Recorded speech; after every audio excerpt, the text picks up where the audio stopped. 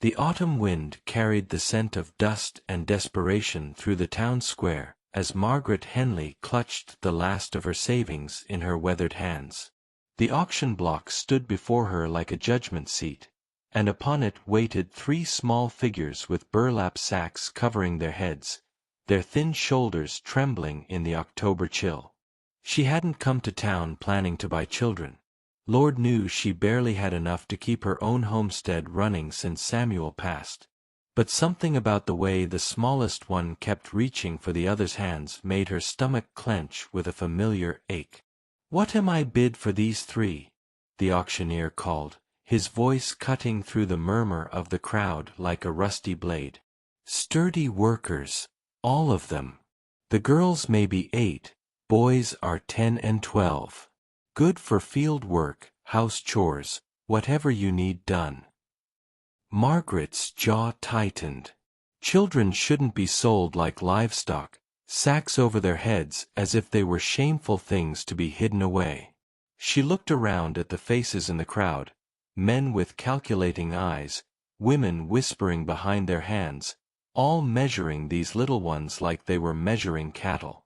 The bile rose in her throat as she recognized Jeremiah Knox among the bidders, the man who owned half the businesses in town and had a reputation for working his hired hands near to death. $5, called out Knox, his voice carrying the lazy confidence of a man accustomed to getting what he wanted for whatever price he chose to pay. $7, came another voice from the back, from Marcus Gilly, who ran the grain mill and had eyes that never held any warmth when he looked at children who worked in his establishment. Margaret's heart hammered against her ribs as she thought of her own Sarah, taken by the fever 3 years back, taken from the very bed where these children might soon lay their heads if she didn't act.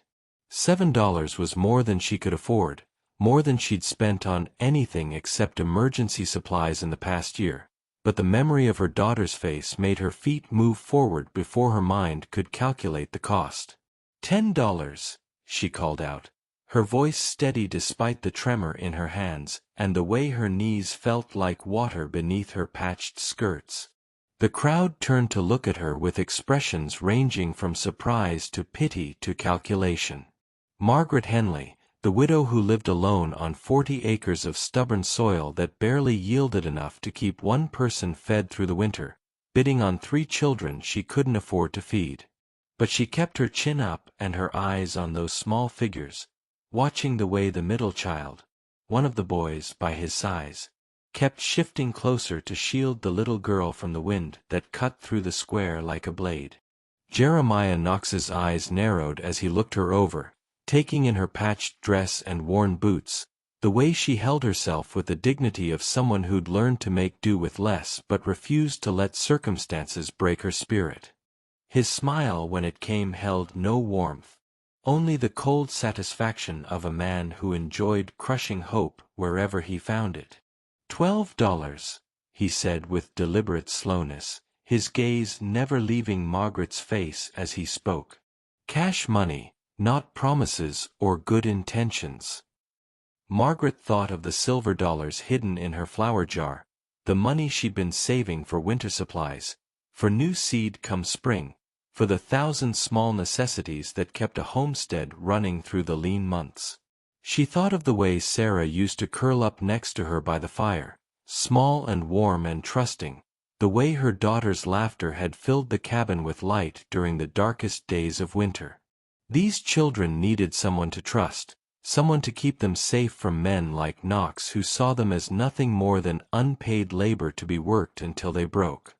$15, she said, her voice carrying clearly across the square, loud enough for every person gathered there to hear the determination that rang through every syllable.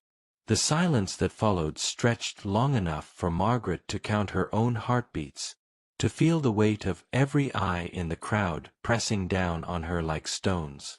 $15 was more than most folks paid for a good horse, more than some families saw in cash money in half a year. Knox studied her face with the calculating attention of a predator, trying to decide whether prey was worth the effort of pursuit, seemed to weigh whether she was bluffing or whether she truly had such a sum to spend. Finally, he shrugged and turned away with the casual dismissal of a man who could afford to let this particular prize slip through his fingers, knowing there would be other auctions, other opportunities to acquire what he wanted at prices more to his liking. Nobody else spoke up, either lacking the funds or the inclination to compete with Margaret's unprecedented bid. "Sold to the widow Henley," the auctioneer declared, bringing his gavel down with a sharp crack that seemed to echo through the square like the final word of judgment. As Margaret approached the platform on legs that felt unsteady beneath her, her mind reeled with the magnitude of what she'd just done. $15. Nearly every cent she had saved over 3 years of careful economy, of doing without, of making every penny stretch as far as human ingenuity could manage. 3 children to feed, clothe, keep warm through the winter that was already sending its cold breath across the high country, and her with barely enough resources for herself. But when the auctioneer began to remove the sacks from their heads, all her doubts fled like morning mist before the sun. The first was indeed a boy, maybe 12 as the man had said, with dark hair that stuck up in cowlicks and eyes the color of storm clouds gathering on the horizon. He blinked in the sudden light, squinting at her with a mixture of wariness and desperate hope that made Margaret's heart clench with recognition. This was the look of a child who'd learned not to expect kindness but couldn't quite stop hoping for it anyway.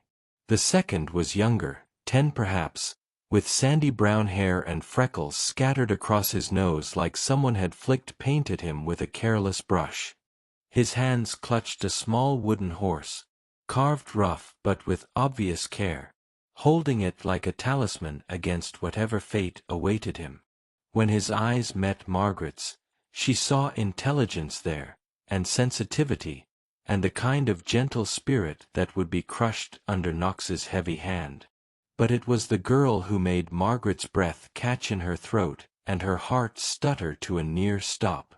She couldn't have been more than 8, with hair so blonde it was nearly white and eyes blue as summer sky, blue as the cornflowers that used to bloom in Sarah's garden. But it wasn't her appearance that struck Margaret silent.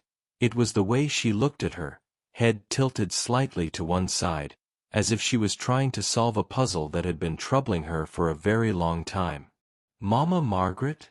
the little girl whispered, her voice barely audible above the dispersing crowd, the words carrying a certainty that made no earthly sense.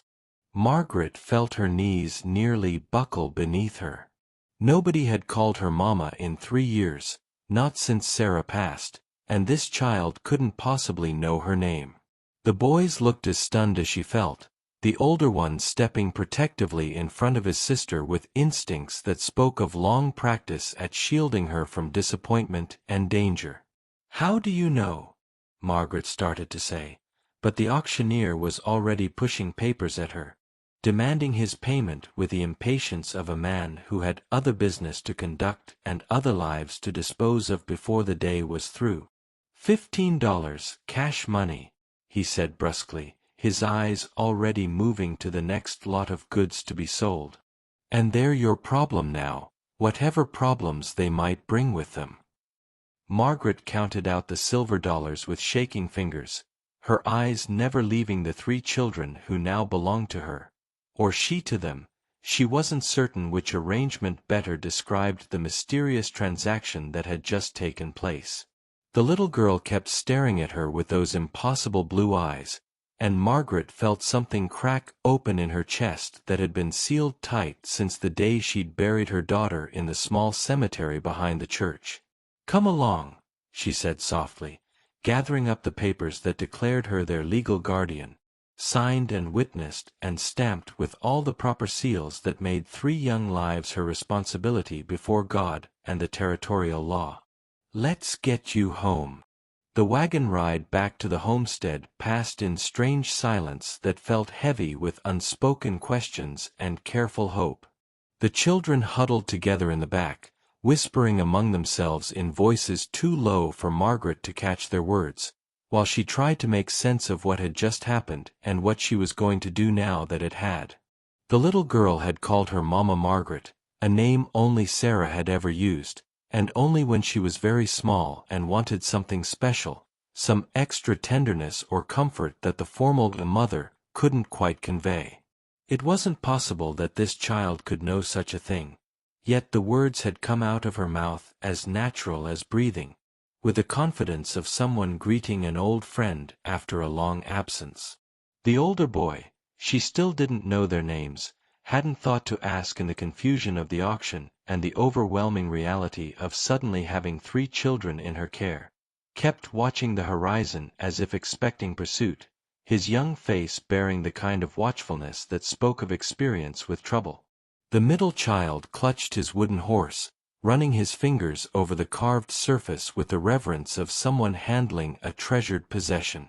Margaret could see that the carving was crude but lovingly made, probably by his own small hands during long hours when there was nothing else to do but try to create something beautiful in a world that had shown him precious little beauty.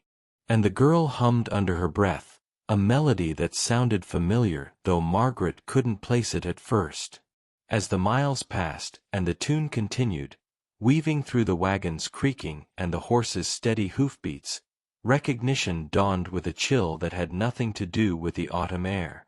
It was the lullaby she used to sing to Sarah when she was small and frightened by storms, the song she'd hummed while rocking her daughter through fevered nights and peaceful evenings alike.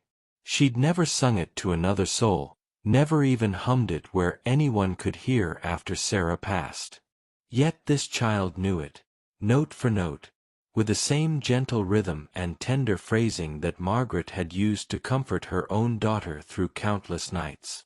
The sun was setting by the time they reached the homestead, painting the sky in shades of copper and gold that reminded Margaret of Sarah's hair when the light caught it just right. Her 40 acres stretched out before them, modest but well tended, with the cabin Samuel had built sitting solid and square against the hillside like something that had grown there naturally. The barn needed repairs and the fence could use mending, but it was home, and it was safe, and it was theirs now, all of them together. "This is where we live," Margaret said as she helped them down from the wagon, noting how they stayed close together like young animals uncertain of their new surroundings. "The cabin's warm, and there's a good well for water. The garden's mostly done for the season, but there's still some late squash and turnips that need harvesting." The children stood close together, taking in their surroundings with the careful attention of those who'd learned to assess each new situation for both dangers and opportunities. The older boy's eyes catalogued the woodpile, the chicken coop, the garden plot gone dormant for winter, all the practical details that would matter for survival in this place. The middle boy clutched his wooden horse tighter, overwhelmed perhaps by the prospect of staying somewhere long enough to call it home. But the little girl walked right up to the front door as if she'd been there before, her small feet finding their way across the yard with the confidence of someone following a familiar path. She paused at the porch steps, running her fingers along the carved railing that Samuel had made during their first winter together, when the snows had been too deep for outside work, and he'd spent long hours by the fire with his whittling knife and pieces of good oak. "The roses will bloom again in spring," she said, touching the bare stems that climbed the porch posts with brown fingers that showed no hint of the glory they'd held in summers past. "Pink ones and white ones, and some that smell like heaven when the morning dew is still on them." Margaret's heart stopped, then started again with painful irregularity. Those rose bushes had been Sarah's pride and joy, planted the year before she died when she was still strong enough to work in the garden and dream about the beauty they would bring to their home. The child couldn't know about them, they were nothing but brown sticks now, showing no sign of the magnificent blooms that had once made the front porch look like something from a fairy tale. "How do you?" Margaret began, but the little girl had already pushed open the door and walked inside, as comfortable as if she'd lived there all her life. The boys followed more cautiously, their eyes taking in everything with the alertness of children who'd learned that new places often brought new dangers, new rules to learn and new punishments to avoid. But Margaret brought up the rear, her mind reeling with questions that seemed to have no rational answers, following a child who moved through her home as if guided by intimate knowledge of every corner and shadow. Inside, the cabin felt different somehow, less empty than it had in the 3 years since Sarah's death. The little girl stood by the fireplace, running her small hand along the mantel where Margaret kept her few precious things: Sarah's last drawing, a pressed flower from her wedding bouquet, a small cross Samuel had carved during their courting days when he was trying to impress her father with his steady habits and skilled hands. "You kept the angel," the girl said softly, her voice full of wonder and gratitude as she touched the tiny wooden figure that Sarah had loved best of all her toys. Margaret's legs gave out then, and she sank into Samuel's old chair by the fire, the chair where he used to sit in the evenings reading from his worn Bible or working on some small project while she mended clothes and Sarah played at their feet. This was impossible, completely and utterly impossible. The wooden angel had been buried with Sarah. Margaret had placed it in her small hands herself, couldn't bear to see the empty spot on the mantel where it had always sat among Sarah's other treasures. Yet there it was, exactly where Sarah had always kept it, positioned just so to catch the morning light that came through the east window.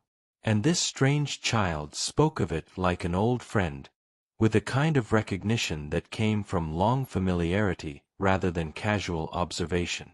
The older boy stepped forward, his storm-cloud eyes full of concern as he watched Margaret struggle with revelations that challenged everything she thought she knew about the world and how it worked. "Ma'am, you feeling poorly? Should we fetch you some water or something?" Margaret started, then stopped, looking at the three of them, these children she'd bought without thinking, brought home without planning, and realized she didn't even know their names. The most basic courtesy, the first thing she should have asked, and it had been driven from her mind by the strangeness of the little girl's knowledge and the overwhelming reality of suddenly being responsible for 3 young lives. "I'm Margaret Henley," she said, pulling herself together with the practical strength that had gotten her through Samuel's death and 3 years of working a homestead alone. "What should I call you children?" "I'm Thomas," the older boy said, standing straight despite his worn clothes and the weariness that seemed to settle on his young shoulders like an old man's burden. "This is my brother Peter, and our sister is Lydia." He hesitated, then added with the careful politeness of a child who'd learned that gratitude was expected, "We're grateful you bought us, ma'am. We'll work hard, earn our keep, won't be any trouble to you." "You're not here to earn anything," Margaret said firmly, rising from the chair with renewed purpose. "You're here because children shouldn't be sold like cattle, and because," she looked at little Lydia, who was now examining the angel with the reverence of someone handling something sacred, "because sometimes the Lord works in ways we don't understand, and it's not our place to question his methods, only to be grateful for his mercies." She moved to the kitchen area, her practical nature asserting itself over the strangeness of the situation like sunlight burning through morning fog. Whatever was happening here, these children were hungry and tired and needed tending. Questions could wait until bellies were full and beds were made and the immediate necessities of life were attended to. "There's cornbread from yesterday, and I can make some soup," she said, pulling out what supplies she had and calculating how to stretch them to feed 4 instead of 1. "It won't be fancy, but it'll fill you up and give you strength for whatever work needs doing tomorrow." "Can I help?" Lydia asked, appearing at Margaret's elbow like a small shadow, moving with a kind of quiet grace that made her seem to materialize rather than simply walk across a room. "I know how to cut vegetables, and I can stir without spilling, and I remember how to season things so they taste good instead of just filling." In the moonlight streaming through the window, she looked so much like Sarah that Margaret had to grip the doorframe to keep from falling. Not just the coloring, the blonde hair and blue eyes, but something in the shape of her face, the way she held her mouth in sleep, the peaceful expression that spoke of a soul at rest. "Are you an angel?" Margaret whispered, not sure if she was speaking to Lydia or to some presence beyond understanding, some force that had guided this impossible child to an auction block and into her life when she needed hope most desperately. Lydia's eyes opened, clear and knowing in the pale light, as if she'd been waiting for the question and had her answer ready. "I'm just Lydia," she said softly, sitting up with the angel still held close against her small chest. "But Sarah asked me to take care of you, and I said I would, because everyone deserves someone to love them and worry about them and make sure they remember to eat when they're too sad to think about food." "How is that possible, child?" Margaret asked, though she was no longer sure she wanted rational explanations for mysteries that brought such comfort, such hope of healing. Lydia tilted her head, considering the question with the gravity of someone much older than her years. "In the place between dreams and waking, where lost children wait for new families and lonely mothers wait for children to love," she said matter-of-factly, as if describing something as ordinary as the weather or the color of grass. "Sarah said to tell you she's not lost anymore, and neither are you, because now you have us and we have you and families take care of each other no matter what." She held out the angel toward Margaret, the small carved figure warm as if it had been sitting in sunlight, seeming to pulse with its own gentle life.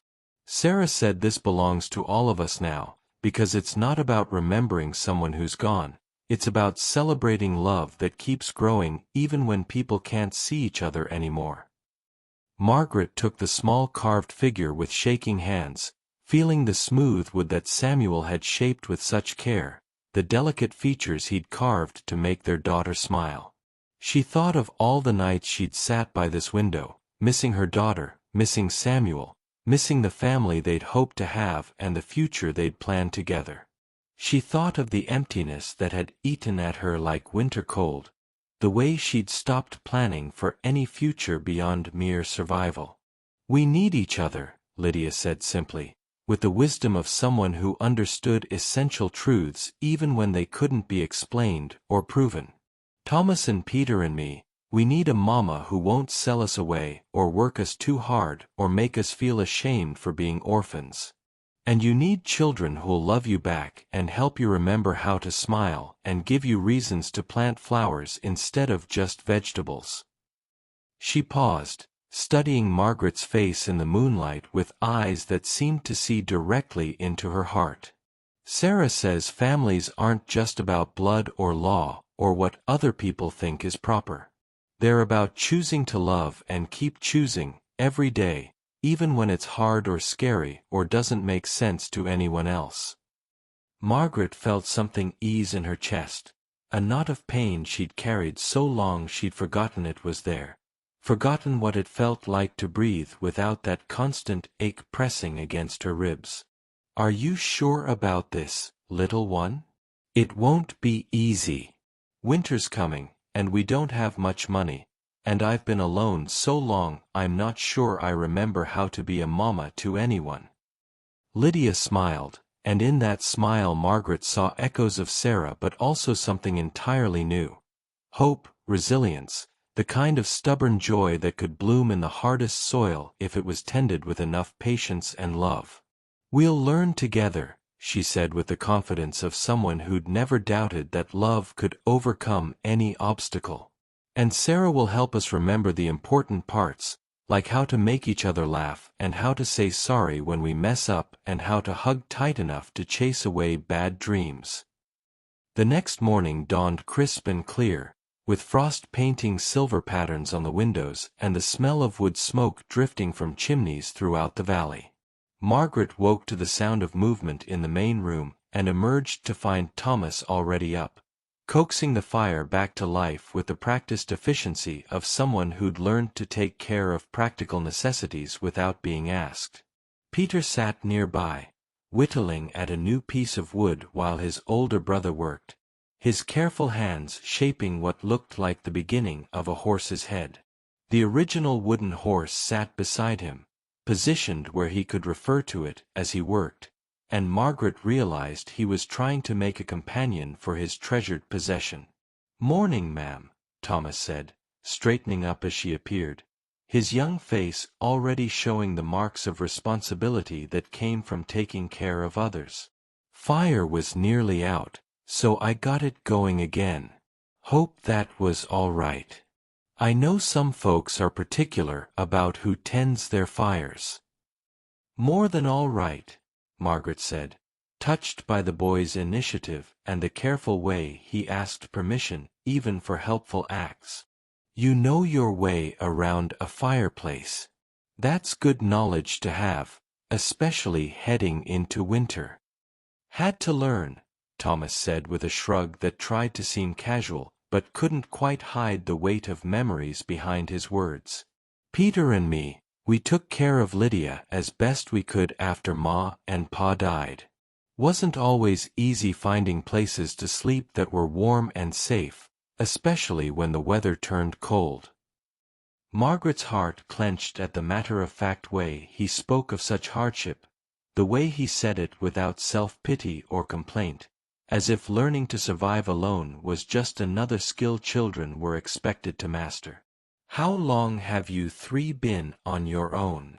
"Nigh on 2 years," Peter spoke up, his voice softer than his brother's but carrying the same forced maturity, the same careful control that came from learning to manage emotions that might otherwise overwhelm. "Fever took Ma and Pa same week, during the bad outbreak that went through 3 counties. Neighbors tried to help at first, but times are hard for everyone, and they had their own families to worry about." His hands stilled on his carving, a muscle ticking in his young jaw as he continued. "We ended up in the county poorhouse after our neighbors couldn't keep us anymore. It wasn't a bad place exactly, but there were too many children and not enough food or warm clothes or people who had time to care about anyone in particular." Thomas took up the story with the smooth ease of someone who'd told it before, probably to officials and potential guardians who needed to know their history. "They kept us there until they decided we were old enough to work, old enough to earn our keep instead of just being a drain on county resources. That's when they told us we'd be put up for auction, sent to families who needed help with farm work or household chores. That's where they put the sacks on our heads," Peter added, his voice dropping to a whisper. "Said it was easier for folks to bid if they couldn't see our faces, judge us on sentiment instead of usefulness. Made us practice saying we were grateful for any home that would take us, no matter what kind of work we'd be expected to do." Margaret felt anger kindle in her belly, hot and righteous as a forge fire. The idea of putting sacks over children's heads like they were shameful things to be hidden, like their faces might inspire unwanted sympathy that would interfere with business transactions, it was barbaric, inhuman, the kind of cruelty that decent people should never tolerate. "That's no way to treat children," she said firmly, her voice carrying the kind of steel that had gotten her through Samuel's death and 3 years of working a homestead alone. "Any children, but especially not ones who've already lost so much, who've already learned to take care of themselves and each other better than most adults ever manage." Lydia appeared in the doorway then, already dressed and with her hair braided neat as a pin, moving with a quiet grace that seemed natural to her. She went straight to Margaret's side and slipped her small hand into her larger one, the gesture as natural as breathing, as if they'd been doing this morning ritual for years instead of hours. "The angels told me you'd be angry about the sacks," she said matter-of-factly, looking up at Margaret with those knowing blue eyes. "They don't like it when people try to make children ashamed of who they are, like being without parents is something they did wrong instead of something that happened to them." Thomas shot his sister a warning look. The kind of quick, protective glance that spoke of long experience managing her unusual pronouncements in front of adults who might not understand. "Lydia, you know how some folks feel about your dreams and such. Maybe don't." "It's all right," Margaret interrupted, squeezing Lydia's hand gently, feeling the small fingers warm and trusting in her grasp. "In this house, we don't hide who we are or pretend our gifts are shameful, no matter what other people might think or say." She looked at Thomas, then Peter, including them in her declaration with the firmness of someone establishing house rules. "Any of us. We tell the truth about who we are and what we can do, and we don't apologize for being different from what other people expect." The boys exchanged glances, some wordless communication passing between them that spoke of shared experiences and mutual protection. Finally, Thomas nodded slowly, his storm cloud eyes brightening with something that might have been relief. "Yes, ma'am. We appreciate that more than you know." Over breakfast, cornmeal mush with the last of Margaret's preserved berries from the summer's picking, sweetened with honey from the hive Samuel had kept before his passing, they began the careful process of learning about each other, sharing the small details and personal histories that would help them build something like a family from the raw materials of mutual need and tentative affection. Thomas had been the man of his family even before their parents died, serious and responsible beyond his years, the kind of child who worried about practical things like whether there would be enough firewood to last the winter and whether the roof would hold through the spring rains. Peter was gentler, with artistic hands that could carve beauty from rough wood and a quiet way of noticing details others missed. The way light fell through windows, the sound birds made when they were content versus when they were alarmed, the subtle changes in people's faces that indicated shifting moods. And Lydia remained an enigma wrapped in childish innocence, speaking casually of dreams and angels as if they were neighbors she chatted with over the fence, offering insights that seemed to come from somewhere far beyond her 8 years of earthly experience. "What needs doing today?" Thomas asked as they finished eating, already reaching for his coat, as if preparing to head outside for whatever work awaited. "We want to pull our weight, ma'am. Don't want you thinking you got 3 lazy mouths to feed when winter comes and food gets scarce." Margaret looked around the cabin, cataloging all the tasks that had piled up during the months she'd struggled alone, jobs that were hard for one person but manageable for 4 working together. The woodpile needed building up before the hard freezes hit. The barn door hung crooked on its hinges where the wind had worked it loose. The chicken coop required mending where a fox had tried to dig under the wire, and the garden needed to be cleared and prepared for winter's rest. "Well," she said slowly, thinking about how to organize the work so that everyone could contribute according to their abilities, "if you're truly wanting to help, there's plenty that needs doing. But first, we need to get you properly outfitted. Can't have you working in those thin clothes when the weather turns cold enough to bite." She led them to the chest where she kept Samuel's old things, pulling out shirts and pants that could be altered to fit growing boys, heavy socks that would keep their feet warm and boots that might be a size too large but would serve until proper fitting could be arranged. For Lydia, there were some of Sarah's dresses, carefully preserved in lavender and waiting for some future that Margaret had never quite allowed herself to imagine. The little girl fingered the fabric with reverence, holding up a blue dress with small white flowers that brought out the cornflower blue of her eyes. "She picked this one for church," Lydia said softly, running her small fingers over the carefully stitched seams and delicate trim. "It was her very favorite because it matched her eyes, and because your mama made it special for her birthday the year before she got sick." Margaret's throat tightened, but the sharp edge of grief had dulled somehow, softened into something more like bittersweet gratitude mixed with wonder at this child's impossible knowledge. "Then it should be worn again, by someone who'll appreciate its beauty and take proper care of it." They spent the morning making alterations, Margaret teaching Lydia to set small, even stitches while the boys worked outside splitting firewood and stacking it in neat cords against the cabin's north wall. The sound of their voices, the rhythm of purposeful work, filled the cabin with a warmth that had nothing to do with the fire in the hearth. For the first time in 3 years, Margaret found herself humming while she worked, her heart lighter than it had been since Samuel's passing. The boys proved to be willing workers, approaching each task with the methodical care of children who'd learned that doing things right the first time saved effort later. Thomas handled the splitting maul with competence beyond his years, while Peter gathered the split wood and arranged it in the precise patterns that would allow air to circulate and keep the pile dry through winter's storms. "They're good boys," Margaret observed to Lydia as they watched through the window. "Raised right, with proper understanding of how work gets done."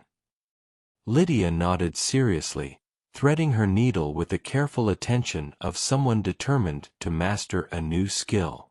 Their mama taught them that taking care of things and people was the most important work anyone could do. She said being useful was how you showed love to your family. "Wise woman," Margaret murmured, guiding Lydia's small fingers as she learned to backstitch a seam that would hold strong through hard wear and frequent washing. "She was," Lydia agreed. "She visits them sometimes in dreams, tells them she's proud of how they've taken care of me and each other. She says you remind her of herself when she was young, before she married their papa and had her own children to love." Margaret paused in her stitching, studying Lydia's face for any sign that the child was simply making conversation or trying to please her new guardian. But Lydia's expression held the same matter-of-fact certainty she brought to observations about the weather or the proper way to season soup, as if discussing visits from deceased parents was as ordinary as commenting on the color of autumn leaves. "Does she say anything else?" Margaret asked carefully, not sure she wanted to hear the answer, but unable to stop herself from asking. Lydia considered this, tilting her head in that thoughtful way that was becoming familiar. "She says you have room in your heart for all of us, even though you're scared it might hurt too much if you love us and something bad happens. She says love is always worth the risk, because the love stays even when people have to go away." The simple wisdom of it, delivered in a child's clear voice, made Margaret's eyes sting with unshed tears.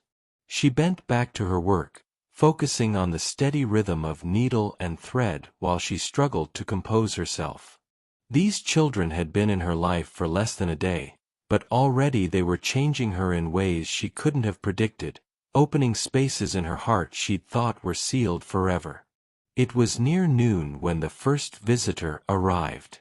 Margaret saw him through the window, a man on horseback, well-dressed but with the kind of watchful stillness that suggested he was accustomed to trouble. She set down her sewing and moved to the door, the children gathering behind her with the instant wariness of those who'd learned that strangers often meant complications. The man dismounted with easy grace, but Margaret noticed he kept his hand near at his hip, a casual gesture that somehow managed to be both unthreatening and unmistakably ready for action. He was younger than Samuel would have been, maybe 35, with dark hair and eyes that seemed to take in everything at once: the layout of the homestead, the condition of the buildings, the defensive positions that might matter if circumstances turned unfriendly. When he removed his hat, his manner was polite enough, but there was steel underneath the courtesy, the kind of controlled strength that came from experience with difficult situations and dangerous men. "Afternoon, ma'am," he said, his voice carrying the measured cadence of someone choosing his words carefully. "Name's Jake Morrison. I'm looking for 3 children who were sold at auction yesterday in town. Been told they might have come this way." Margaret felt Thomas tense behind her, heard Peter's sharp intake of breath. Lydia pressed closer to her side, small fingers gripping Margaret's skirt with the desperation of someone who'd learned that safety was never guaranteed. The protective instincts that had lain dormant for 3 years roared to life in Margaret's chest, fierce and immediate as a mother bear defending her cubs. "Might I ask what business you have with any children?" she said coolly, not stepping aside or inviting him closer to the porch, her body blocking the doorway with deliberate intent. Morrison's smile didn't reach his eyes, the expression calculated to appear friendly while revealing nothing of his true purposes. "I represent certain parties who have a legitimate interest in the welfare of orphaned children in this territory. There's been some questions raised about yesterday's auction, whether proper procedures were followed, whether the children's best interests were truly served." Margaret's blood ran cold, but she kept her voice steady and her expression neutral. "I have the papers right here, signed and witnessed legal. Paid $15 cash money for them, with everything recorded proper and official." "Yes, ma'am, I'm sure you did," Morrison replied, taking a step closer to the porch, his eyes never leaving Margaret's face as he spoke. "But sometimes legal paperwork doesn't tell the whole story.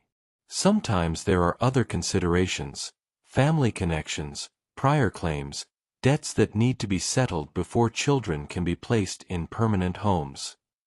His tone remained conversational, but there was something underneath it that made Margaret think of snakes sliding through tall grass, dangerous and hidden until the moment they struck. "I don't want any trouble, Mrs. Henley. Just need to verify that these children are being properly cared for, that their placement meets all territorial requirements." "And if it doesn't?"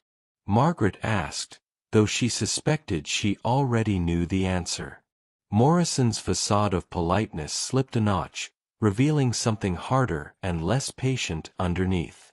"Then they'll need to be returned to proper authority for reassignment to more suitable arrangements." Margaret straightened to her full height, drawing on every ounce of strength and determination that had gotten her through Samuel's death and 3 years of proving she could manage a homestead alone. "Mr. Morrison, these children have been through enough upheaval for one lifetime. They're not going anywhere except to bed tonight and to breakfast tomorrow morning, and to whatever life we can build together as a family." "Mrs. Henley," Morrison said, his voice dropping to a more dangerous register, "I don't think you understand the situation. These children have value to certain people, and those people don't take kindly to interference with their legitimate business interests." "Then those people can come speak to me themselves," Margaret replied, her voice carrying the kind of steel that had been forged in the crucible of loss and hardship. "But they'll get the same answer you're getting. Now get off my land before I decide you're trespassing with ill intent." Morrison studied her face for a long moment, his eyes calculating odds and measuring resistance. Then he shrugged and swung back up onto his horse with fluid grace, the movement casual but somehow conveying threat. "You've got until tomorrow to reconsider," he said, settling into his saddle with the confidence of a man accustomed to getting his way through patience or pressure. "After that, things might become more complicated for everyone involved." He wheeled his horse around and rode off at an easy lope, leaving a cloud of dust and the stench of implied threat hanging in the autumn air. Margaret stood on the porch until he disappeared over the ridge, then went back inside to find 3 pairs of eyes watching her with a mixture of fear and desperate hope. "He's not really from any territorial authority, is he?" Thomas said quietly, his young voice steady despite the pallor that had crept into his cheeks. "I don't think so," Margaret replied, her hands working with automatic efficiency while her mind raced through possibilities and preparations. "Sounded more like someone representing people who had their own plans for you children, plans that didn't work out when I outbid them at the auction." Lydia slipped her hand into Margaret's again, her small face grave with the kind of knowledge that no 8-year-old should have to carry. He works for the bad man who buys children from poor places and sells them to rich people who want workers they don't have to pay, she said matter-of-factly. The angels told me he's been watching us since yesterday, trying to figure out how to take us back without causing trouble for his boss. Peter clutched his wooden horse tighter, his freckled face pinched with worry. What do? We can't fight grown men to protect us, and we don't have anywhere else to go. Margaret looked at the three of them, these children she'd known for barely a day but who already felt like family, like the answer to prayers she hadn't even known she was praying. She thought of Sarah, of the way her daughter had fought the fever right until the end, never giving up hope even when her small body was failing. She thought of Samuel, who'd faced down claim jumpers and cattle thieves to protect what was theirs, who'd taught her that sometimes standing your ground was the only choice that let you sleep peacefully at night. "We get ready," she said simply, her voice carrying the quiet determination of someone who'd made her choice and wouldn't be moved from it. "And we make sure they understand that this family doesn't break easily, no matter what pressure they try to apply." The afternoon passed in careful preparation disguised as ordinary homestead work. Margaret sent Thomas to ride to the nearest neighbors, the Johansons, who lived about 3 miles east, with a message explaining the situation and asking for help. She'd helped deliver their youngest when the midwife couldn't make it through a spring storm, and she hoped they remembered the favor with the kind of frontier loyalty that made communities strong. While Thomas was gone, she worked with Peter and Lydia to secure the cabin for potential trouble. Windows were shuttered and barred, supplies were moved away from potential lines of sight, and hiding places were prepared in case the children needed to disappear quickly. Margaret showed Peter how to protect himself, making sure he understood it was only to be used if someone tried to hurt Lydia or herself. "I don't like violence," Peter said quietly, with obvious reluctance, his artistic hands more suited to creating beauty than dealing in violence. "Neither do I," Margaret admitted, defending them with practiced efficiency. "But sometimes we have to do things we don't like to protect the people we love. Sometimes being peaceful means being prepared for people who aren't." Lydia stood by the window, humming that familiar lullaby while she watched the horizon with the patient attention of someone keeping vigil. "They'll come with the dark," she said conversationally, as if discussing the weather or the prospects for tomorrow's chores. 3 men, maybe 4.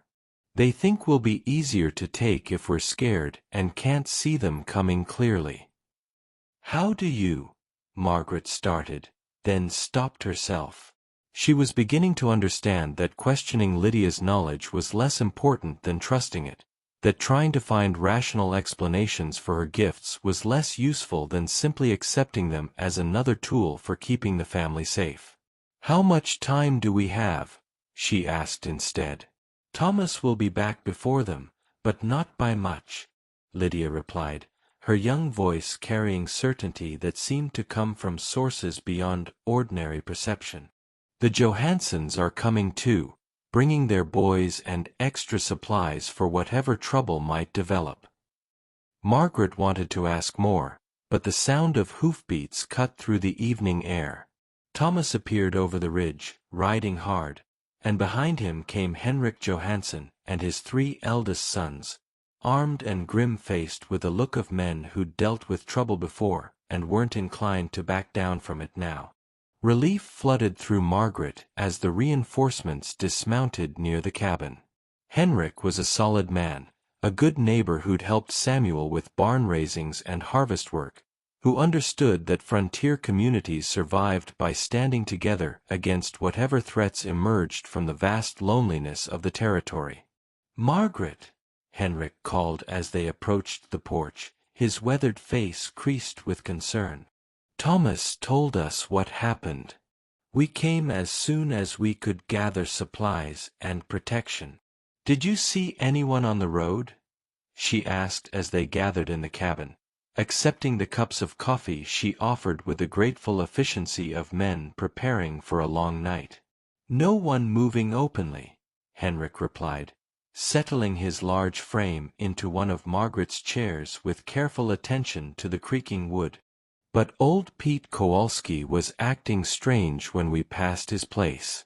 Wouldn't come to the door, pretended he wasn't home even though we could see smoke from his chimney, and his dog barking like there were strangers about."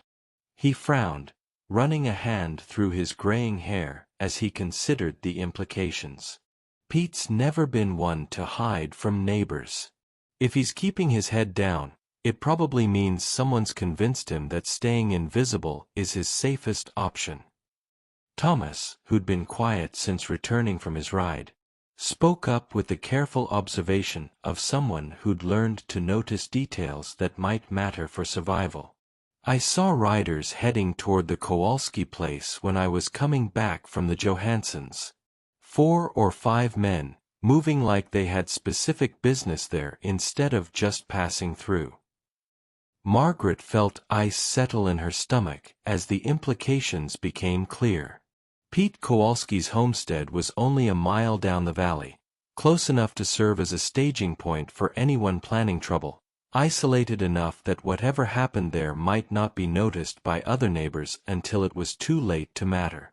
If Morrison had intimidated the old man into cooperation, or worse, hurt him to clear the way for whatever they were planning, it meant the situation was more serious than just pressure and threats. It meant they were dealing with people who were willing to use violence to get what they wanted, people who saw neighbors and children as obstacles to be removed rather than human beings deserving of consideration. "We need to assume they're coming tonight," she said grimly, looking around at the faces gathered in her small cabin. "And that they know exactly where we are and roughly how many of us there might be." Henrik nodded, his expression settling into the determined calm of a man who'd faced down claim jumpers and cattle thieves in his younger days. "My boys and we've dealt with trouble before. We know how to make unwelcome visitors think twice about their plans without anyone getting hurt unnecessarily." As full darkness settled over the valley like a heavy blanket, they took their positions with a careful efficiency of people who understood that preparation was the difference between surviving trouble and becoming its victim. Henrik and his eldest son, Carl, positioned themselves behind the woodpile where they could cover the main approach to the cabin. His middle son, Eric, climbed into the barn loft where he could watch the back approach and provide covering fire if needed. The youngest Johansson boy, Lars, ready to protect the children if the attackers made it past the outer defenses. Thomas crouched by the back window, his young face set with determination that reminded Margaret forcibly of Samuel when he'd been faced with protecting what he loved. Margaret positioned herself by the front window, despite her preference for tools that created rather than destroyed. Peter stayed close to Lydia, ready to get her to the root cellar if fighting broke out, his artistic hands steady despite the fear that tightened his young features. Lydia herself sat in the center of the room, humming softly and clutching her wooden angel with the calm confidence of someone who'd been assured that everything would work out as it should. Every few minutes she would tilt her head as if listening to voices only she could hear, then nod with satisfaction and return to her quiet song. "They're coming now," she whispered to Margaret during one of these consultations with whatever forces guided her unusual knowledge. "For men, just like I said. But they don't know about the Johanssons, and they think it's just you and us children." The tension that had been building all evening suddenly focused into sharp alertness as every person in the cabin strained to hear the first sounds of approaching trouble. Margaret's heart hammered against her ribs as she peered through the narrow gap in the shuttered window, searching the moonlit yard for movement that would herald the beginning of whatever confrontation Morrison had planned. But instead of the sudden violence she'd been expecting, What came was something far more insidious. A voice calling from the darkness beyond the range of clear vision. Morrison's familiar tones carrying across the night air with deceptive reasonableness. "Mrs. Henley," he called, his words echoing off the cabin walls and barn with calculated projection. "I've come back to give you one more chance to be reasonable about this situation. These children don't belong to you, and keeping them against their rightful owner's wishes is theft, plain and simple." Margaret felt anger kindle in her chest, hot and clean as forge fire. The idea that children could have rightful owners, like livestock or property, that human beings could be stolen by the very act of providing them with safety and love, it was an obscenity that decent people shouldn't have to tolerate. "Mr. Morrison," she called back, her voice carrying clearly through the still night air. "These children belong to themselves and to God Almighty. I have legal papers that say I'm their guardian, and you have no authority here except what you're trying to claim through intimidation." "Legal papers can be challenged, Mrs. Henley," Morrison replied, his tone remaining conversational despite the underlying threat. "Judges can be convinced that previous arrangements were irregular, that children's welfare requires different placement. Wouldn't want to see you lose everything you've worked for over a misunderstanding that could be easily resolved." The implied threat was clear enough: cooperate or face legal harassment that could cost her the homestead, her livelihood, everything she'd built with Samuel and maintained alone through 3 difficult years.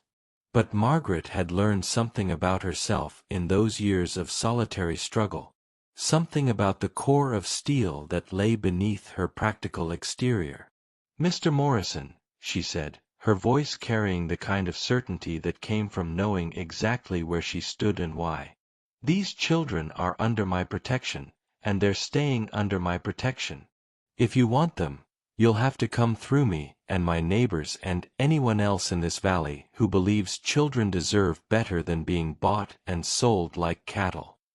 The silence that followed stretched long enough for Margaret to count her own heartbeats, to feel the weight of decision settling on her shoulders like a mantle she'd been called to wear.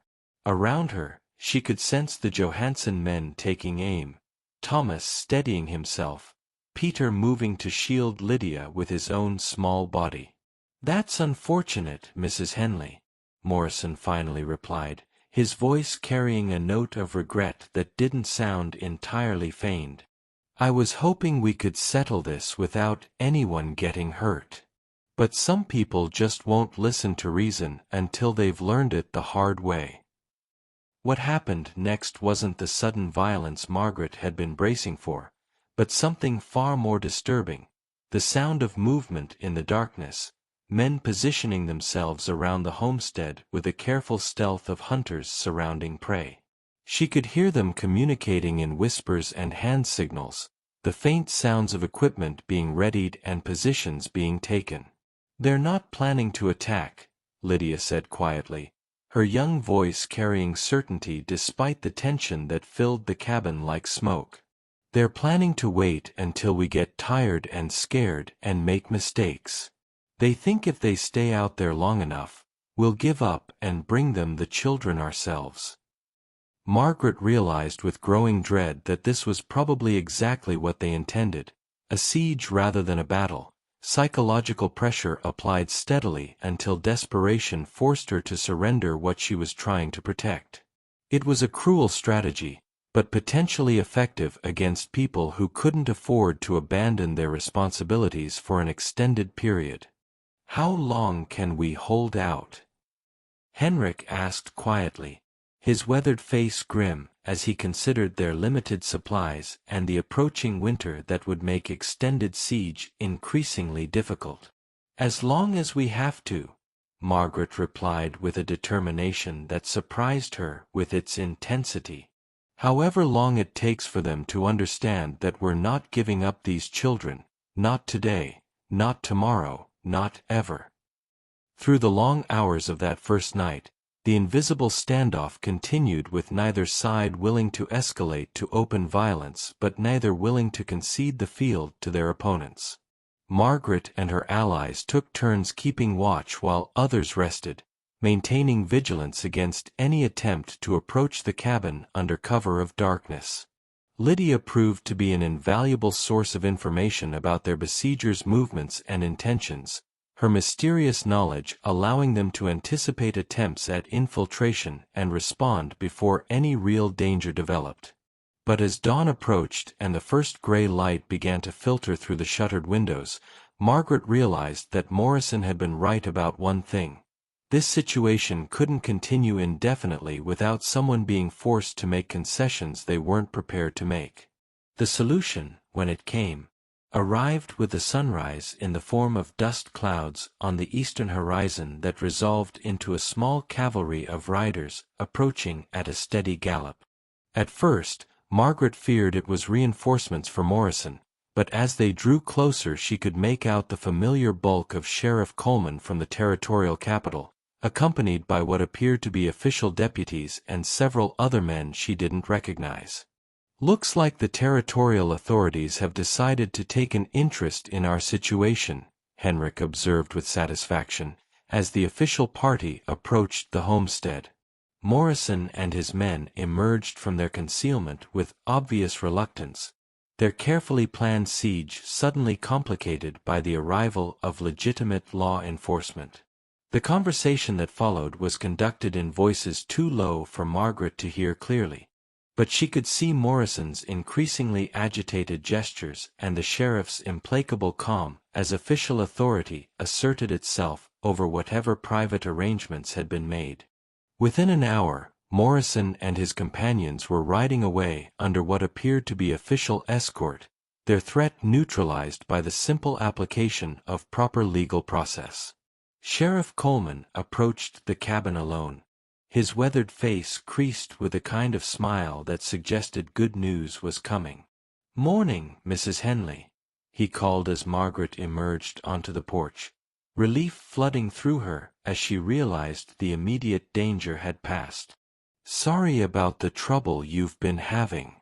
We received some disturbing reports about irregular child placement activities in this area, and we came to investigate." "Reports from whom?" Margaret asked, though she suspected she already knew the answer. Coleman's smile widened as he gestured toward his remaining companions, who were dismounting near the barn with the easy confidence of men who'd accomplished their mission successfully. "Would you believe it started with a telegram from a former deputy marshal named Daniel Westbrook? Seems he's been tracking some people who were involved in questionable adoptions, and his investigation led him to believe children in this area might be in danger." Margaret felt her heart skip as one of the strangers approached the porch, moving with the careful gait of someone dealing with old injuries, but with eyes that held the same fierce protectiveness she felt for the children. When he stepped into the light from the cabin windows, she saw a face marked by pain and exhaustion, but also by the kind of determination that didn't yield to obstacles or setbacks. "Ma'am," he said, touching the brim of his hat with his free hand while leaning heavily on a walking stick. "Name's Daniel Westbrook. I believe you have someone very precious to me under your roof." Before Margaret could respond, she heard the cabin door burst open and small feet running across the porch with desperate joy. "Papa!" Lydia cried, launching herself into Daniel Westbrook's arms with the abandon of someone who'd never doubted that love would find a way. "I knew you'd find us. I knew you wouldn't give up, no matter how long it took." Daniel caught her with his free arm, pressing his face into her hair with the desperate relief of a man who'd thought he'd lost everything most precious to him. "I'm sorry, little bird," he whispered, his voice thick with emotion that had been held too long in check. "I'm so sorry it took me so long to get here." Margaret watched, her mind reeling as pieces of a puzzle she hadn't known existed began to fall into place. "But she said, Lydia said her parents were dead." that they all three were orphans without family to claim them. Daniel's face hardened as he looked at her over Lydia's head, his eyes carrying the kind of anger that came from injustice witnessed and endured. "That's what we were told to say," Thomas said from the cabin doorway, his young voice carrying a bitterness that sat wrong on his features. "That's what they made us practice, so folks wouldn't ask too many questions at the auction, wouldn't wonder if maybe someone was looking for us." He stepped fully onto the porch, his storm cloud eyes bright with tears he was too proud to shed. "Truth is, our parents died like we said. But Lydia's pa was still alive when they took us from the county home. They just told her he was dead so she wouldn't hope for rescue, wouldn't cause trouble by expecting someone to come for her." "They took her from a legitimate county facility?" Margaret asked, her voice tight with growing understanding of the scope of the crime that had been committed. Daniel nodded grimly, still holding Lydia tight against his chest as if he could protect her from past trauma through the sheer force of his love. "I was laid up in a hospital in Kansas City, shot up bad during a train robbery I was trying to stop. Took 3 months before I was well enough to travel. And by then Lydia and the other children had been transferred out of state for what the officials called better opportunities." His voice dripped acid on the last 2 words, the kind of bitter irony that came from seeing bureaucratic language used to disguise human suffering. "Took me another month to track down where they'd been taken, and another 2 weeks to follow the trail here. Every day wondering if I was too late, if something had happened that I couldn't fix or undo." The county was selling children illegally? Margaret felt sick at the implications, at the thought of how many families might have been destroyed by such systematic corruption.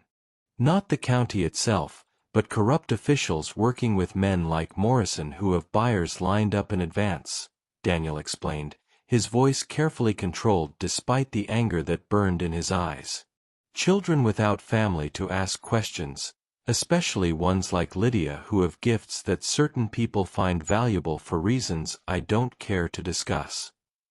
Lydia pulled back to look at her father's face, her small hands touching the new lines around his eyes, the scar along his jaw that spoke of violence and pain endured in service of finding her. "You're hurting," she said with the matter-of-fact concern of someone who could see beyond surface appearances. "The bullets did bad things inside you, and you've been pushing too hard to get well fast enough to come for me."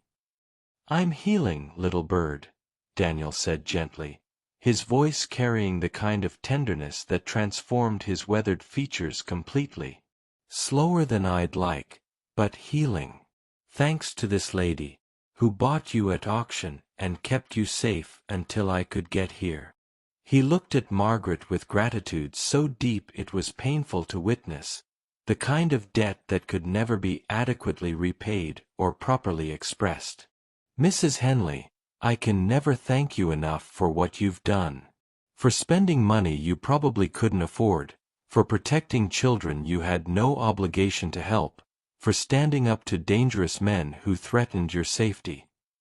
Margaret felt tears prick at her eyes as the reality of the situation settled over her like a heavy blanket. Just when she'd thought she might have a family again, when she'd started to imagine Lydia calling her Mama Margaret for years to come, it was time to give them back to their rightful father. It was the right thing, the only thing she could do, but that didn't make it hurt any less. "She's a special child," Margaret said quietly, her voice thick with emotion she was trying to hide. "All 3 of them are.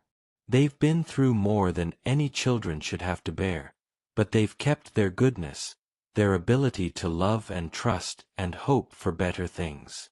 Daniel's eyes softened as he studied her face, reading the pain there with the insight of someone who'd known loss himself and recognized it in others. "Lydia told me about you," he said gently, shifting his daughter's weight carefully to ease the strain on his injured side. "In her dreams, before I found you. She said there was a lonely mother who needed children to love, and children who needed a mother's care. He paused, studying Margaret's expression with the careful attention of someone weighing important words before speaking them aloud. She said Sarah told her the family was meant to be bigger than just the four of us. Margaret blinked in confusion, her tired mind struggling to process implications that seemed too good to be true. 4 of us. Thomas and Peter lost their parents, that's true, Daniel explained, his voice gentle as he delivered information that changed everything she thought she understood about the situation. But they're not strangers to Lydia and me. Their father was my partner when I worked as a deputy marshal. When Jim and Mary died of the fever, I was supposed to take the boys in, give them the home and family they deserved. His face darkened with the memory of helplessness and failure, with the knowledge of how badly he'd let down people who'd counted on him. But that's when the robbery happened and I ended up shot, laid up in that hospital while the children I was supposed to protect were being stolen and sold like livestock. The county officials who took all 3 children knew exactly what they were doing, separating family so there'd be less chance of anyone coming to look for them, fewer questions asked about where they'd gone. Thomas stepped fully onto the porch then, his young face a mixture of hope and disbelief that spoke of too many disappointments to allow easy acceptance of good news. Uncle Dan? You're really here? You're really alive? Daniel opened his other arm, and Thomas moved into the embrace with the careful dignity of a boy trying to be a man but still needing the comfort of family. I'm here, son. I'm sorry it took so long, sorrier than I can ever say that you had to take care of Peter and Lydia by yourself when that should have been my job. Peter appeared beside his brother, still clutching his wooden horse, tears streaming down his freckled cheeks without shame or restraint. We thought you were dead too. They told us everyone who might have wanted us was gone, that we were completely alone in the world. They lied, Daniel said simply, his voice rough with emotion as he tried to gather all 3 children into an embrace that his injured body could barely manage. I would have crawled across 3 states to find you if I had to. Your family, and families don't abandon each other no matter what obstacles get in the way. Margaret watched the reunion with a heart that felt like it was being torn in two. Joy for these children who'd found their way back to someone who loved them, and grief for herself, facing the prospect of returning to the empty cabin and silent rooms she'd thought were behind her forever. She'd had them for barely 3 days, but somehow they'd filled spaces in her heart she hadn't even realized were hollow. Sheriff Coleman, who'd been standing quietly nearby while the family reconnected, stepped forward with the practical concern of a lawman who still had official business to conduct. Mrs. Henley, there's one more thing we need to discuss. Mr. Westbrook here has been working with territorial authorities to shut down this child trafficking operation, and we're going to need your testimony about what happened at the auction and afterward. Of course, Margaret said, pulling herself together with the strength that had gotten her through Samuel's death and 3 years of managing alone. Whatever you need to put these people in prison where they can't hurt more children. The investigation is going to take some time, Coleman continued, and Mr. Westbrook is going to need a place to recover from his injuries while we sort through all the legal complications. The territorial government has authorized us to offer compensation for any assistance you might be willing to provide. Daniel looked at Margaret with an expression she couldn't quite read, something hopeful and tentative that didn't match his usual confidence. Mrs. Henley, Margaret, I know this is a lot to ask, especially after everything you've already done, but would you consider letting us stay here while we work with the authorities?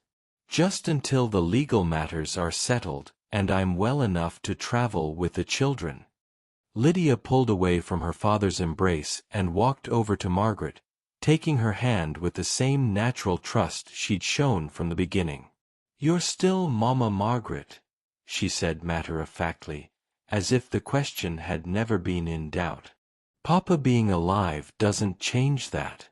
Families can be bigger than just blood, remember? They can be about choosing to love each other and keep choosing, every day." Margaret looked down into those impossible blue eyes, then up at Daniel, who was watching them with an expression of careful hope. Thomas and Peter flanked their uncle like young sentinels, but their faces showed the same tentative optimism that maybe, finally, they'd found a place where they could belong. "Mr. Westbrook," Margaret said slowly, her heart hammering against her ribs as she dared to hope for something she'd thought was lost forever, "are you asking what I think you're asking?" Daniel's smile was transformative, lighting up his weathered face with a kind of joy that came from unexpected gifts and answered prayers. "I'm asking if you'd consider making this arrangement permanent. Lydia tells me you're a woman who doesn't back down from a fight when your family's threatened, and after 3 days of taking care of my daughter and my nephews, I can't imagine trusting them to anyone else." He paused, then added more quietly, "And if I'm being completely honest, I can't imagine wanting to be anywhere else than wherever they are, which seems to be right here with you." Margaret felt tears start down her cheeks as the full magnitude of what was being offered settled over her like sunrise after the longest night of her life. Not just the return of her temporary children, but the possibility of a real family, a partnership with someone who understood the value of what they were trying to build together. "Well," she said, her voice shaky with emotion, "I suppose we'd better start planning some additions to the cabin, because if we're going to be a proper family, we're going to need more room for everyone." Lydia's delighted laughter rang across the valley like church bells, and Margaret realized that Sarah's roses weren't the only things that would be blooming again when spring came to the high country. 6 months later, as spring painted the valley green and Sarah's roses climbed toward their first full bloom in 4 years, Margaret stood on the expanded porch of what was now officially the Westbrook homestead and watched her family at their evening tasks. The original cabin had grown into a proper 2-story house through the winter months, with Daniel's careful planning and the boys' eager help transforming Samuel's solid foundation into something that could accommodate a family of 5 with room for guests and the unexpected additions that Lydia's dreams occasionally predicted. The territorial authorities had been more than grateful for the evidence that helped them shut down the child trafficking ring that had operated across 3 counties for nearly a decade. Daniel's testimony, combined with documentation recovered from Morrison's employers and the witness accounts of rescued children, had resulted in convictions that would keep the criminals in territorial prison for decades to come. More importantly for their daily lives, the territorial legislature had voted to establish a fund for families who took in orphaned children, recognizing that places like the Westbrook homestead served a vital function in caring for those the formal institutions couldn't adequately handle. The monthly stipend wasn't large, but it was enough to ease the financial strain of feeding and clothing growing children while allowing Margaret and Daniel to focus on the work of building something lasting. Thomas and Peter had thrived through the winter months, their natural resilience blooming under the consistent care and affection they'd been missing for so long. Thomas had grown nearly 3 inches and filled out through the shoulders, his serious nature mellowing into quiet confidence as he learned to trust that this home wouldn't disappear without warning. Peter's artistic gifts had found new expression in the careful woodwork that adorned the expanded house, carved window frames and decorative panels that transformed practical construction into something approaching beauty. And Lydia had settled into her role as the heart of their household with the natural grace of someone who'd always known she belonged exactly where she was. Her mysterious knowledge had proven invaluable through the long winter months, warning them of storms in time to secure livestock and supplies, predicting the early arrival of traveling preachers who needed shelter, and somehow always knowing when neighbors might be in trouble and need assistance. The circuit preacher had come through in February, traveling despite the heavy snows because Lydia had sent word through Henrik Johansson that there was a wedding that couldn't wait for spring. The ceremony had been simple, conducted in their main room with their children and neighbors as witnesses, but Margaret had never felt more beautiful than when Daniel spoke his vows with his voice rough with emotion and his eyes bright with tears of gratitude. "Do you take this woman to be your lawfully wedded wife?" Preacher Morrison had asked. "To have and to hold, through plenty and want, in sickness and health, as long as you both shall live?" "I do," Daniel had said, his voice carrying the weight of solemn promise. "And I take her children as my own, and pledge to love and protect this family with everything I have for as long as God grants me breath." When it came time for Margaret's vows, she'd looked into Daniel's eyes and seen not just love but partnership, the kind of deep understanding that came from facing trouble together and discovering they were stronger united than either had been alone. "I do," she'd said, her voice steady despite the tears that blurred her vision, "and I take your children as my own, and I promise to love and cherish this family through whatever joys and sorrows may come, because love isn't just about the easy times, it's about choosing each other again and again, especially when life gets difficult." Lydia had been their flower girl, scattering dried rose petals saved from Sarah's bushes, her face radiant with the satisfaction of someone whose most important dream had finally come true. Thomas and Peter had stood as groomsmen, their young faces serious with the weight of witnessing something that made their own security official and permanent. The wedding feast had been simple: venison from Daniel's hunting, vegetables from their root cellar, bread that Peter had learned to bake with surprising skill, and a cake that Margaret and Lydia had decorated with careful attention to both beauty and flavor. But it had been rich with the kind of joy that came from community celebration, from neighbors and friends gathering to witness love that had grown from shared hardship into something permanent and unshakable. Henrik Johansson had offered the toast, raising his cup of apple cider with the solemn ceremony such moments deserved. To Daniel and Margaret Westbrook, he'd said, his weathered face creased with genuine happiness, "who've shown us all that families aren't just made by blood or law, but by the choice to love and protect each other against whatever storms may come." The cheers that followed had echoed through the valley, carrying across the snow-covered landscape to announce that something good had taken root in this harsh country, something worth celebrating and defending and nurturing through whatever seasons lay ahead. Now, as Margaret watched the evening light paint golden patterns across the expanded homestead, she marveled at how completely her life had changed in less than a year. The woman who'd gone to that auction with $15 and a heart full of grief had become the mother of 3 remarkable children and the wife of a man whose love had helped her remember that healing was possible even after the deepest losses. Thomas was teaching Lydia how to handle the new mare they'd bought with money from the Territorial Fund, his patient instruction helping her learn to read the animal's moods and respond with the kind of gentle authority that made horses willing partners rather than reluctant servants. Peter sat on the porch rail, carving what looked like a family of wooden figures, a man and woman, 3 children, and a small angel that bore an unmistakable resemblance to the treasure that still sat on Lydia's windowsill. Daniel emerged from the barn where he'd been checking on the milk cow that would calve within the month, moving with the easy strength that had returned as his injuries healed and his body responded to good food and the peace that came from no longer searching desperately for lost children. The limp would probably never completely disappear, but it no longer defined his movements or limited his ability to do the work that kept their family fed and sheltered. "Any word from the territorial capital?" Margaret asked as he joined her on the porch, accepting the cup of coffee she offered with the comfortable intimacy of people who'd learned to anticipate each other's needs. "Judge Morrison's trial concluded yesterday," Daniel replied with satisfaction that went deeper than mere professional achievement. "Convicted on all counts: child trafficking, corruption of public officials, conspiracy to defraud territorial institutions. 25 years in territorial prison, and that's assuming he serves his full sentence without someone deciding he deserves frontier justice for the children whose lives he destroyed. Margaret nodded, pleased but not surprised.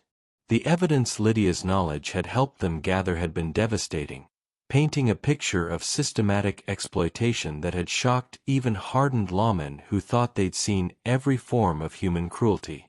And the others? His whole network is finished, Daniel said with the deep satisfaction of a man who'd seen justice served after long delay. 18 convictions so far, with more trials scheduled through the summer. The territorial legislature is talking about new laws to better protect orphan children, and they're planning to expand the family placement program to cover more counties.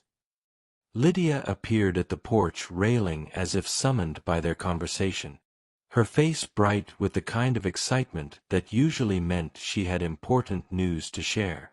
"The governor's going to give you a medal," she announced with the confidence of someone reporting established fact rather than hopeful speculation, "for helping save all those children and making the territory safer for families." Margaret looked at Daniel with raised eyebrows, accustomed by now to Lydia's predictions but still sometimes surprised by their scope and specificity. "Did the angels tell you that?" "Sarah did," Lydia replied matter-of-factly. "She says the governor's a nice man who really cares about children, and he wants everyone to know that people like Papa Daniel and Mama Margaret are heroes even if they don't think of themselves that way." She paused, tilting her head in that thoughtful way that meant she was consulting her mysterious sources of information. "She also says to tell you that there are more children coming who need homes, but not here. Other families in other places, good people who are ready to love children the way we love each other." "How many more children?" Daniel asked, though his tone suggested he was prepared for whatever answer Lydia might provide. "Lots," Lydia said with the happy certainty of someone who saw only good outcomes ahead. "All over the territory, families are learning that love multiplies instead of dividing when you share it with people who need it.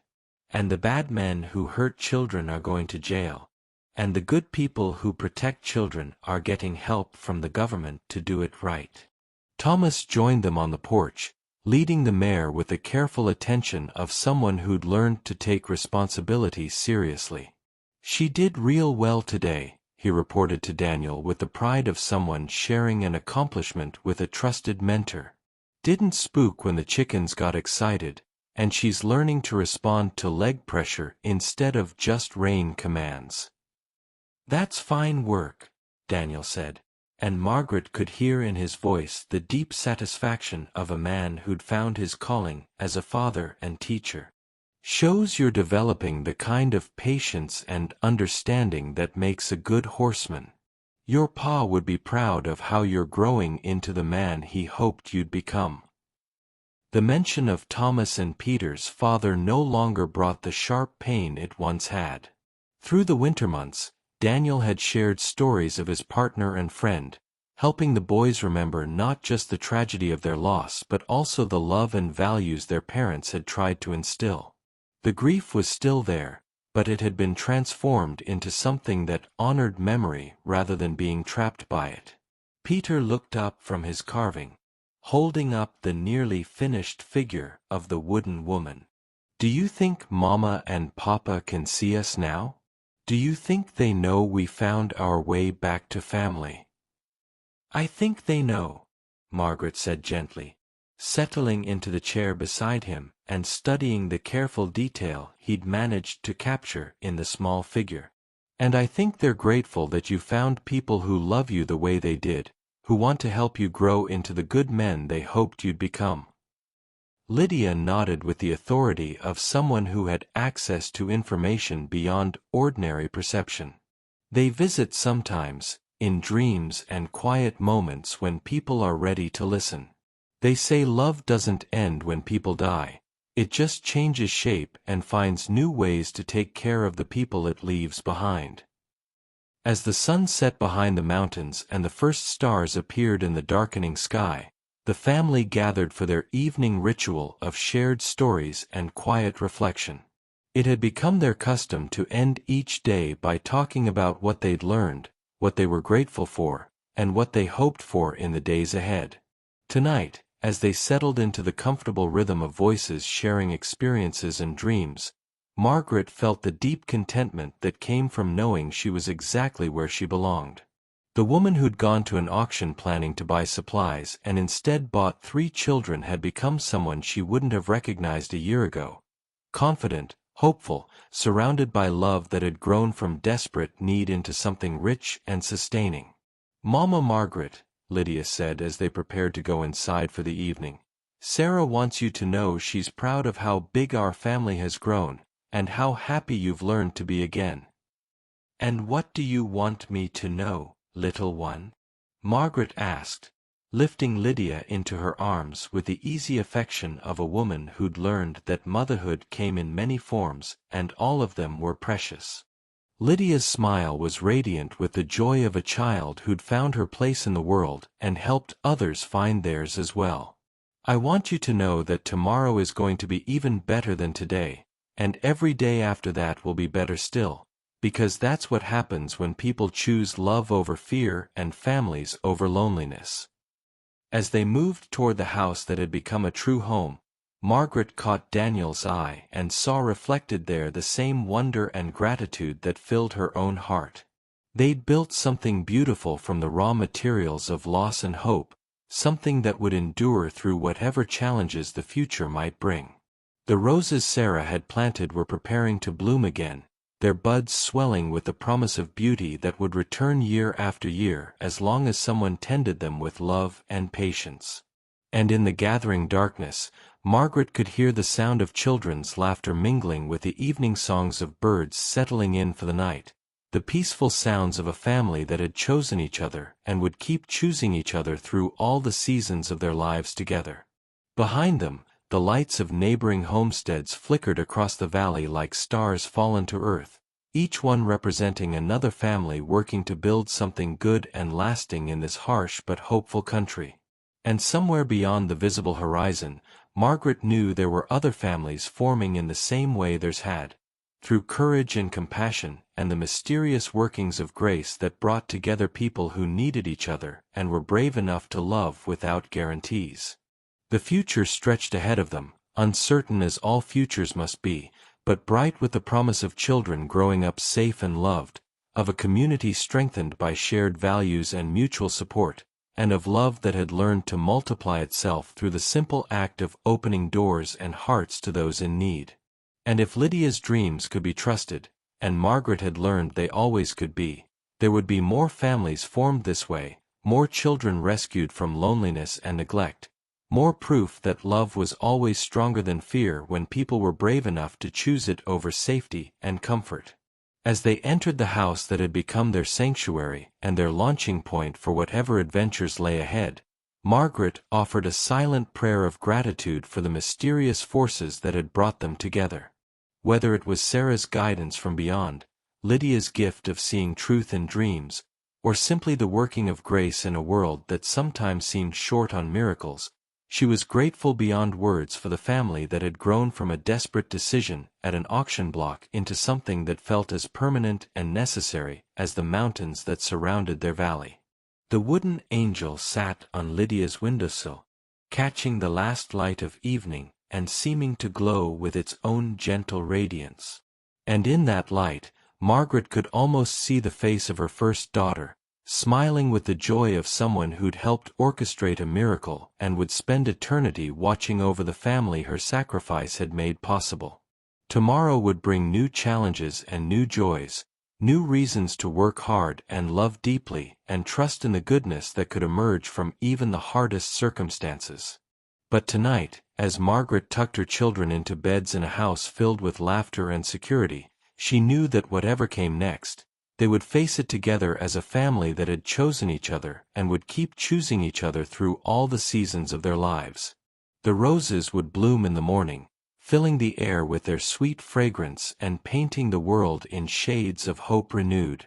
And when they did, Margaret would be ready to welcome whatever new miracles came walking up their lane, guided by dreams and angels and the mysterious ways that love worked in the world to heal the broken places and make all things whole.